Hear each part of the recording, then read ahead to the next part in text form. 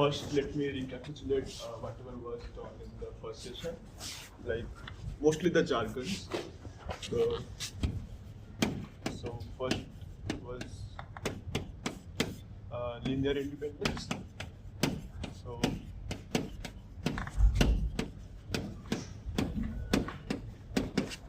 this set V1 to Vn are said to be linearly independent if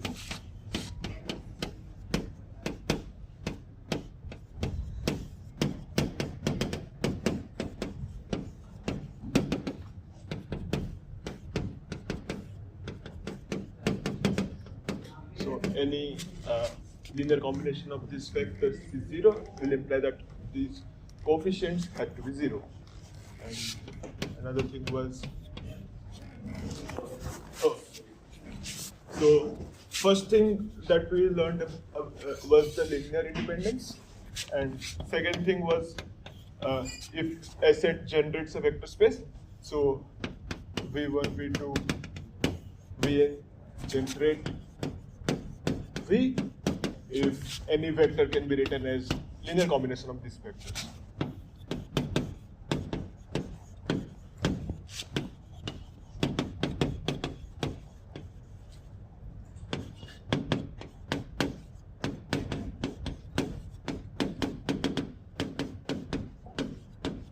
So examples were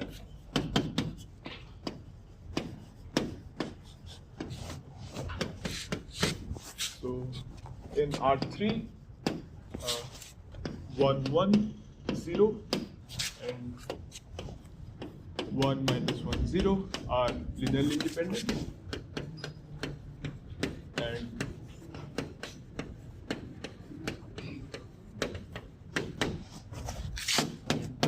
in R3, like if we take 1, 0, 0, 0, 1, 0 and 0, 0, 1, they generate R3 because any vector can be written as linear combination of these three vectors.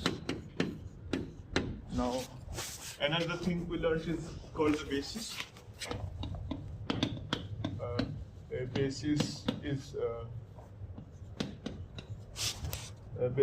just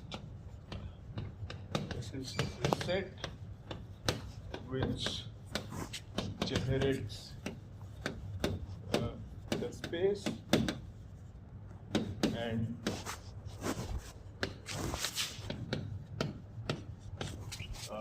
it is linearly independent.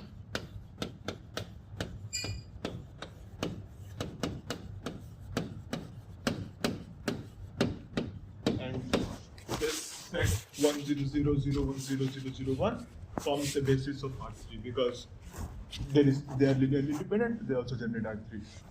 And again, dimension.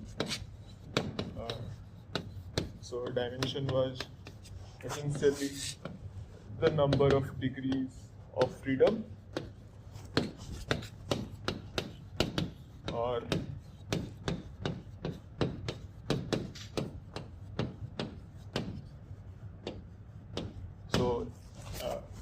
is the number of degrees of freedom, or if the vector space is finite dimensional or it has a finite set as a basis, then dimension of V is same as cardinality of a basis.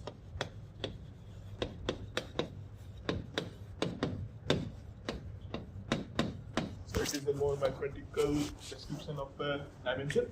So for example, R3 has a basis of 3 vectors, so the dimension of R3 is 3. And similarly, if you take Rn and take the first vector to be 1 and rest of them 0, then second vector 0, 1 and rest of them 0, up to 0, 0, 0, up to and the last element 1, then that will be a basis of Rn, and Rn will have dimension n. Okay.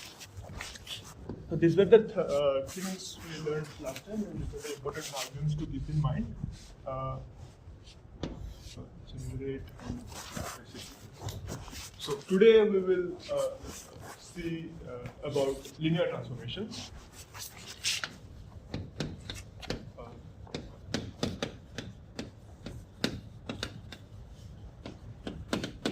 So what is the linear transformation? So if we have two vector spaces, suppose V and W are vector spaces,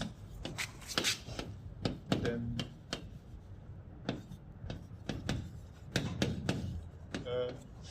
map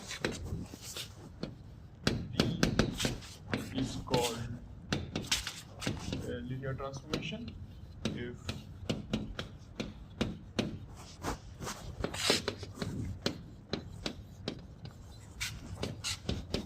it preserves the algebraic structure. By that I mean that if we add two vectors and compute its image under this map, or if we compute its image and then add, it doesn't make a difference. So mathematically it translates that. So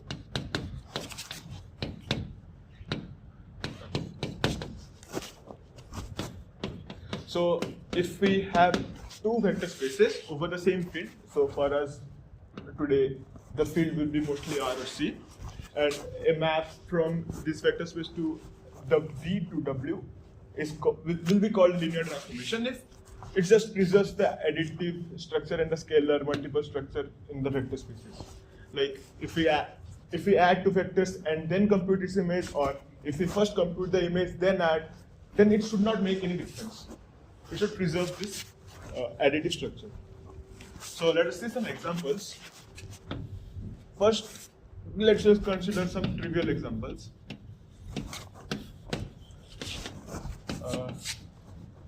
Identity map, identity linear transformation,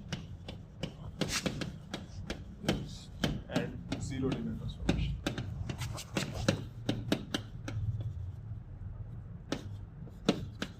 So the first one, so if our vector space is R2, then the identity linear transformation map from R2 to R2, and it takes any xy to itself, xy, and the zero linear transformation is again the transformation from R2 to itself, and it takes any vector to 0. So it is easy to see that if we add two vectors and then calculate its image, then it will be the same, and which is same in this side also. So this is a linear transformation, and also this one is a linear transformation because any element's image is just 0, so shouldn't make a difference.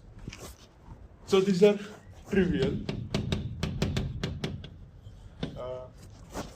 Let us see some non-trivial. So if I take this map T, which takes from R2 to R2, and T is described by T of xy is equals to yx. What does it do? It switches the x coordinate to y coordinate and y coordinate to x coordinate. So if you are familiar with this notation, like 5i cap plus 6j cap, then P of this will be 6i cap plus 5j cap. So this kind of permutes the coordinates.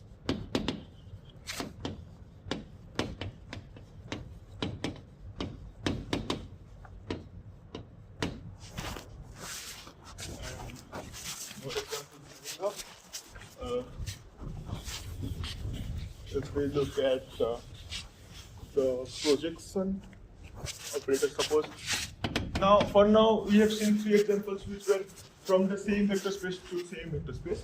Now what we can do is define something from a R3 to R2 by u of xyz is like xy.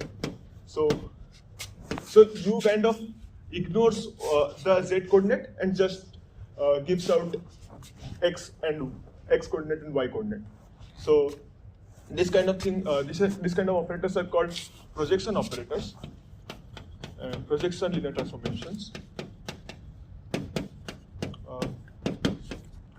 So yeah, so here the domain and codomain are different, and yeah. Okay, so far these are the standard vector spaces which were some Rn to Rn, but let's consider a new vector space today.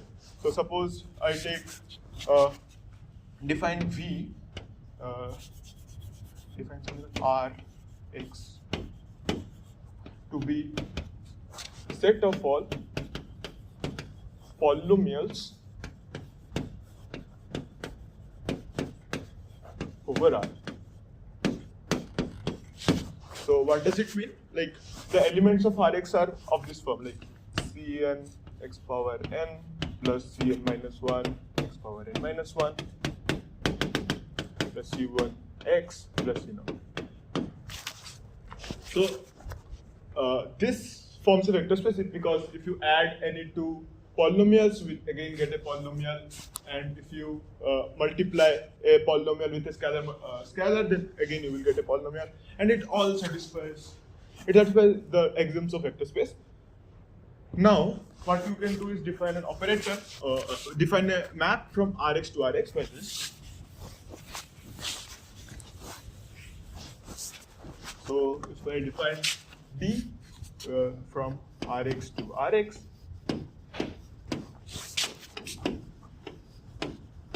by P of Cn x power n plus Cn minus 1 x power n minus 1 to C1x and C0, then it gives this Cn x power n minus 1 plus n minus 1 times Cn minus 1 x power n minus 2 up to C1x. So can you guess what operator is this? This D. What does it do? It takes, yeah, it's a derivative. So this is called a derivative.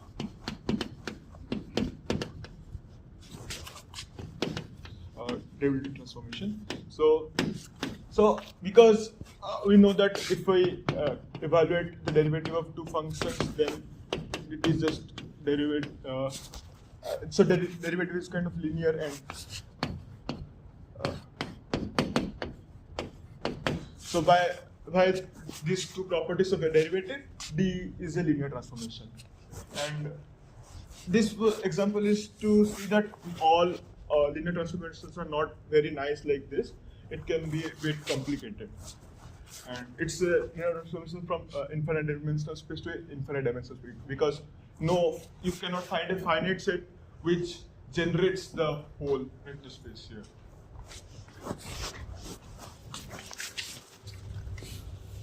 So far so good.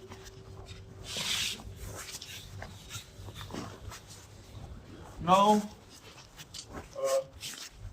over finite dimensions, linear transformations can be very easy to represent. By that I mean, suppose look at this linear transformation. So T of xy is equals to, suppose, 2x minus 3y and 5x plus 6y. So if you look at the images of this basis, so we know that 1, 0 and 0, 1 form a basis over R2. So if we look at the images of basis, what we will get is 2, 5 and 2 minus 3, 6. Okay. Now, if I did not give you this information, I just gave you the images of 1, 0 and 0, 1. Can you find out this expression from this image? So suppose I ask you that what will the value of 2, 3? How can you tell from these two? So firstly, 2, 3 can be written as linear combination of this and this. So let us write that first. So first 2, 3 is equals to 2 times 1, 0 plus 3 times 0, 1. Now, since this preserves the linearity and it sends 1, 0, we know the image of 1, 0 and 0, 1, we can directly write this, right? So we just put this instead of 2, 3 here, and this should be good. And that is same as 2 times t of 0, 1 plus 3 times t of 1, 0 and 3 times 0, 1. And we know this, and we just evaluate to see this something. Okay. So it's notice that this idea can be generalized. So what I mean to say is, if we have a linear transformation and we know the images of the basis elements, then we have the whole linear transformation. So this is a very important idea because this is used in coding and all to represent a linear transformation. So what we will do is we form something called a matrix out of it. Okay. So this any linear transformation from R2 to R2 is any linear transformation from R2 to R2, then T of 1, 0 is suppose A, B, and T of 0, 1 is some C, D. Then T is completely determined by this A, B, C, D. Great.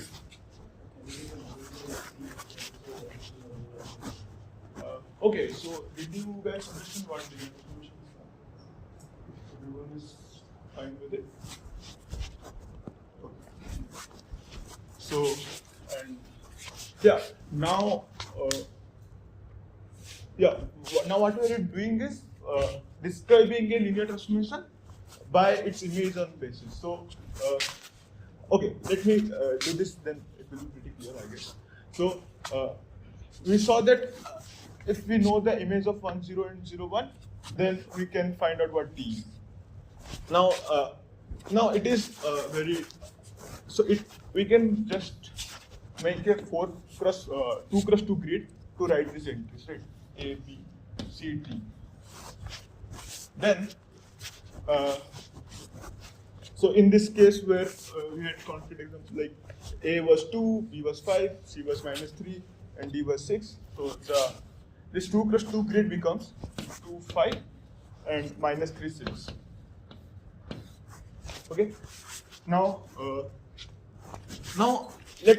So this forms something called a matrix. Now, if we want to evaluate something like the image of 2, 3, then what we do is just multiply by something called as matrix multiplication. So, are you guys comfortable with matrix multiplication and all? Okay. So, notice that this turns out to be 2 times 2 plus -3 times 3 and 5 times 2 plus 6 times 3. And so if we compute it here also, what it becomes is 2 times 2, 5 plus 3 times -3, 6. So to compute elements image, we can just do the matrix multiplication, and whatever we'll find, this will match to whatever we had done before. So do it abstractly. Suppose we have A, B, C, D, and we want to find the value of suppose x, y. So this will be ax plus by and cx plus dy. But if we apply this logic,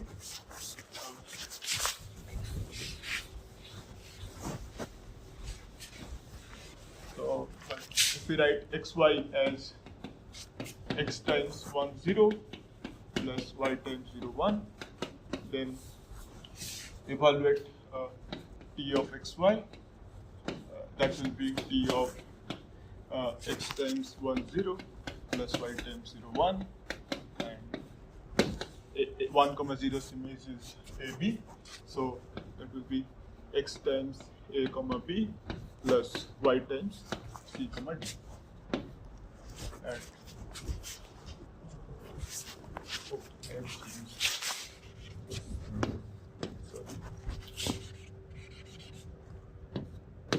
so which is, so if we write this in a row wise manner, then we will get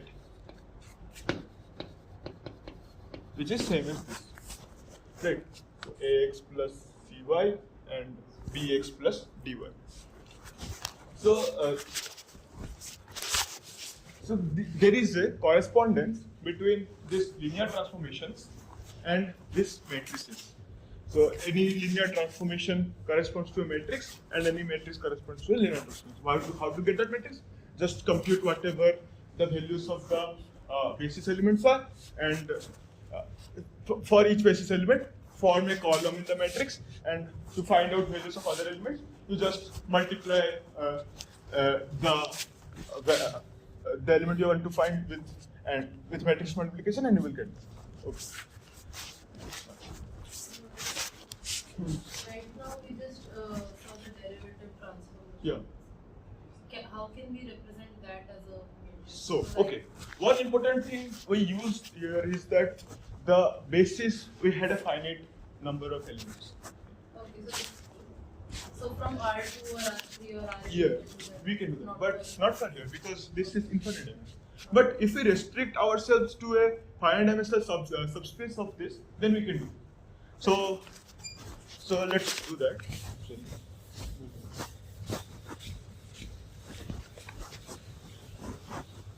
So first, let us take our V to be a subset of Rx with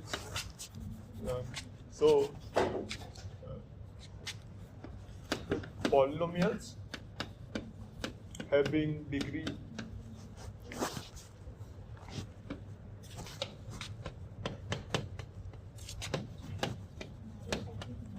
less than or equal to n.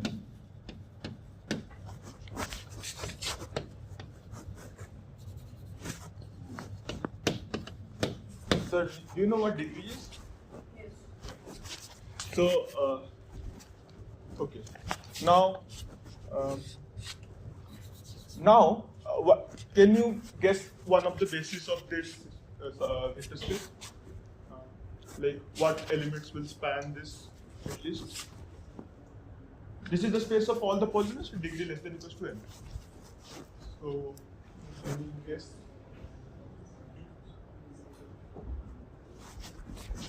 So, how will a particular element will look like? Like you can write any element like this, right?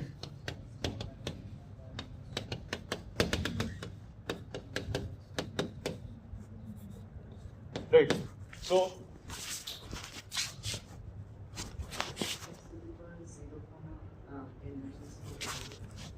x to the power 0. Okay, so this is just 1, right? And x square. Yeah, 1x, x square, so on until x power n. Right. So this will be a basis for this V, and dimension of V will be n plus 1. Okay. Now, in this finite dimensional space, you can actually find out the matrix of this derivative operator. So to do that, first you apply d on 1. What do you get? What is derivative of the constant function 1? 0. What is derivative of x? And what is derivative of x power k? Okay. So now we will form a matrix. So the matrix will have n plus 1 cross n plus 1 many elements because dimension is n plus 1. First, in the first column, we will write the image of the first element, that is 0. So the first column will be 0. Now, what will be the second column? It's 1. So the first element of the basis is 1 and its coefficient is 1. So we will write 1 and this will be just 0. So it depends on what order you are writing. We may take the order as x power n minus 1 up to 1 or this order also.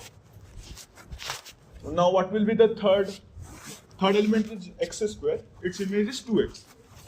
So 0, 2, 0, 0 and so on. And the image of the last element is k x power k minus 1. That is 0, first element 0, 0, 0 and the last second row you will have k and last row will be 0. So this is the matrix representation of the derivative operator. If you understand.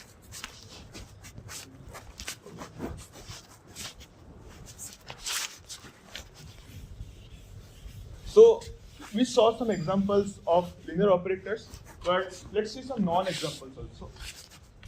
First, let us define this R2 to R2, where T of xy is x square y. Can you tell me why will this not be a linear transformation? Like what does it violate? T T of alpha x plus will not be. Yeah. You can't take alpha also. Yeah, exactly. So if we take particular cases, like if we calculate T of 0, what will be? It is just 0, 0. And if we calculate, so let's not take 0, let's take a non-zero element, it will be 1. And if we take 2, 0, it will be 4, 0, right? Its image will be 4, 0. But if we compute the value of 3, 0, it is 9, 0. But what we should have is that T of 3, 0 should be equals to T of 1, 0 plus T of 2, 0, which is not the case. So that's why T is not a linear transformation. So if you see any terms which are high degree terms or exponential terms, then in general that map is not a linear transformation. And another non-example is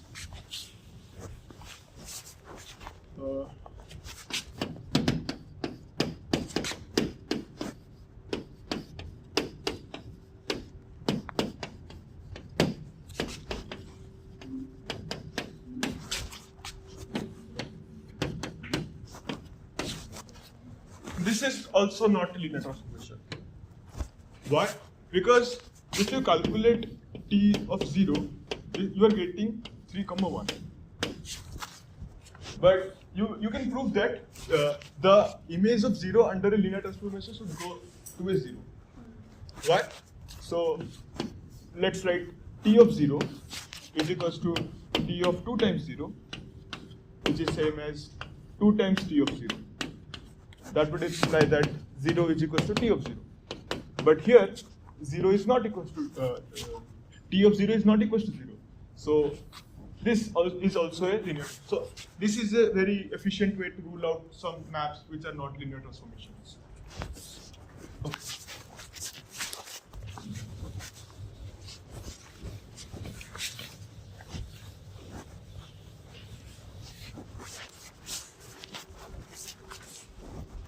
Okay, next we define some more jargons. This is called null space.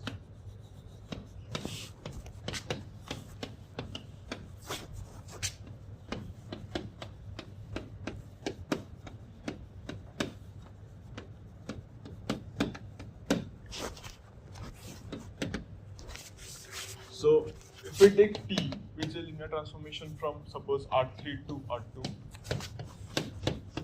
and T of xyz is equals to xy, then the null space of T is the set of R3, subset of R3, such that T of that element, T of any element of the set is 0.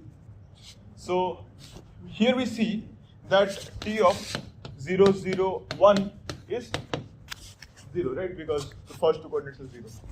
So null space is null space. So null space is collection of all such elements such that their image goes to 0 under T. Set of elements of R3 which are transformed to 0 by T. So here the complete null space, if you look, so if you look at any element like 0, 0, alpha instead of 1, then that will also go to 0. Right? Because it ignores completely what is happening on Z. So the null space is actually this set 0, 0, 0, 0, 0 alpha, where alpha varies.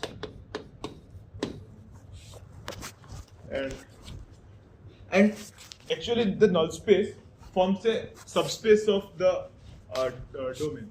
Like if you add two elements of the which evaluate to 0, then their summand will also go to 0.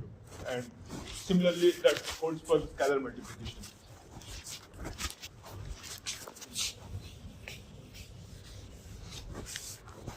Okay. Now the dimension of null space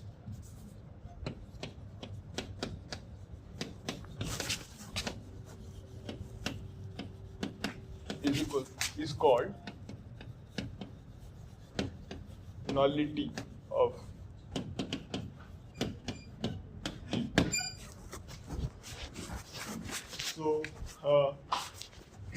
So here the null space had dimension 1. So the nullity of this linear transformation is 1. So we mentioned some other linear transformations also. So like the nullity of the identity transformation is, what is that? What is the first of all, what is the null space of the identity transformation? It just sends x to x, right? So the only element that it will send to 0 is the 0 itself. So, and it is a convention that the 0 space has dimension 0. So nullity of this identity operator is 0. And what is nullity of the 0 operator, suppose? And the 0 operator goes from Rn to Rn. What is the nullity of the 0 operator? N. Because it sends every element to 0. So it's N. Okay.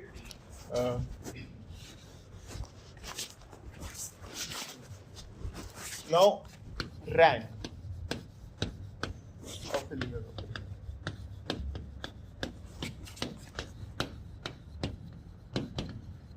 So what is rank of a linear operator? It is just the rank of T is dimension of image of T.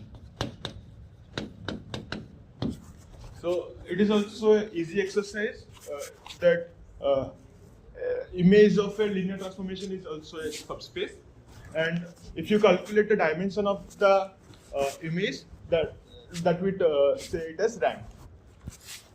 Now, what is rank of the identity operator? If identity operator is from Rn to Rn, what will be its image? the whole space, right? Like, and the dimension of the whole space is n, so it is n. And what is rank of the zero operator? It is 0, as the image contains only the 0 element. Now, what about rank of this operator T? What will be its image? Its image will be the whole space R2, right? Because if you want to find a pre-image of some a comma b, you just put a comma b 0 and you will get that. So rank of this T is equals to 2. Now, so why did we define this rank and nullity? You will just you know it already. So there is a theorem which is called as rank nullity theorem.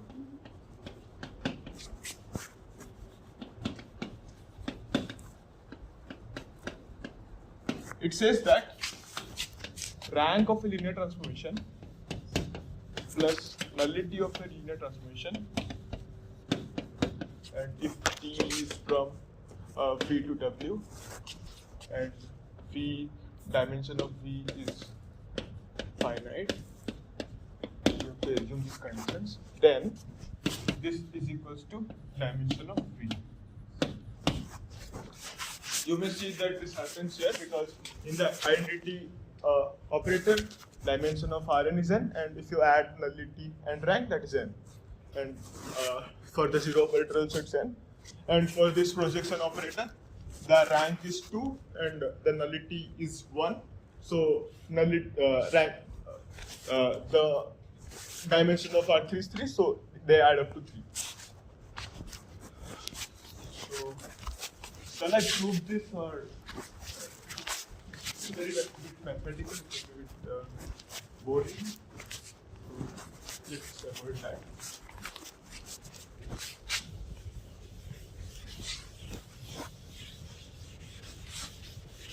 Okay, instead of that, let's see more examples of linear transformations. Okay, now that we have learned about matrices, so let's see the rotation.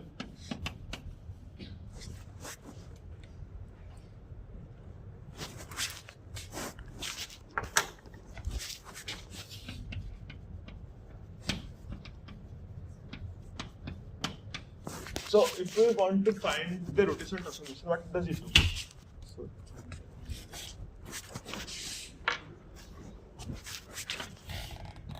So if it is x, y, suppose we rotate this coordinate by 90 degrees anti-clockwise, what we will get that y reaches here and x reaches here. Right? So x,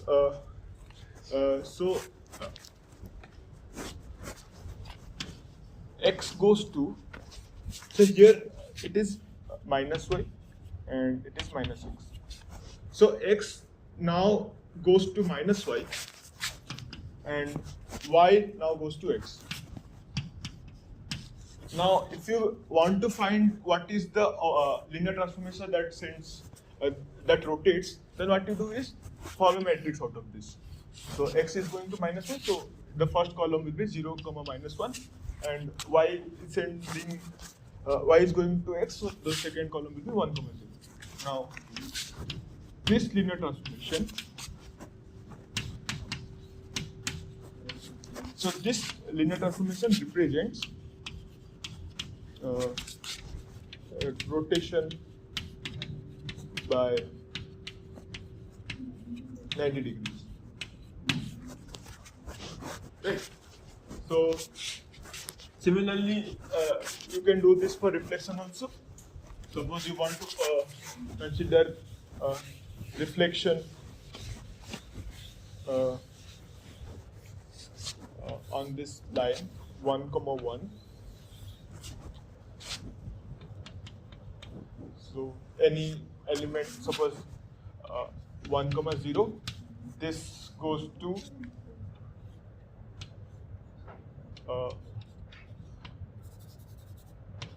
0, comma 1. Because reflection, what it does is, it sends any element. So it's like you're placing a mirror, and it will send P to Q, where this perpendicular distance from P to this line and Q to this line will be same, and it will be on the opposite side. So if you reflect 1, 0 by this line which passes through 1, comma 1, then that will go to 0, comma 1. And vice versa, 0, comma 1 will go to 1, comma 0. So to find out its matrix, what you just write the column and 0, comma 1, 0, 1 and 1, 0. So this matrix represents the reflection through the line 1, comma 1. So basically, associating linear transformation with matrices makes our life easier, just because to find out the whole map, we just need to find out what is the image of basis, and through this we can see some interesting examples in rotation and reflection. So this you can do for any angle. I have done for 90 degrees, and you can do it for any line which is any line. And in high dimensions, you can think of lines as hyperplanes. Like suppose in 3 dimensions, suppose